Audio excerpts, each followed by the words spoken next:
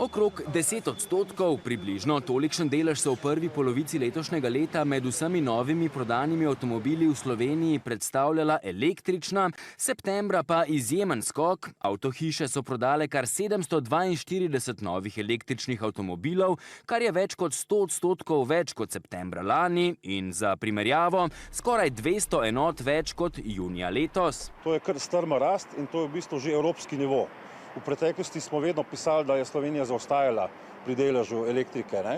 Zdaj smo pa dejansko Evropo ujeli. Pripoveduje urednik avtomobilizma na Financah Miloš Milača. Koliko torej stane ta hip najcenejši električni avtomobil pri nas? Za odbito subvencijo pride že 11.000 evrov novo vozilo, kar pomeni, da električna vozila niso draga, so dostopna praktično vsakomur, ki kupuje novo električno vozilo. Se pa težave še vedno pojavljajo na področju polnilne infrastrukture, priznava Završnik. Ali ne deluje, ali problem aktivacije, ali problem preproste aktivacije, ali problem cene.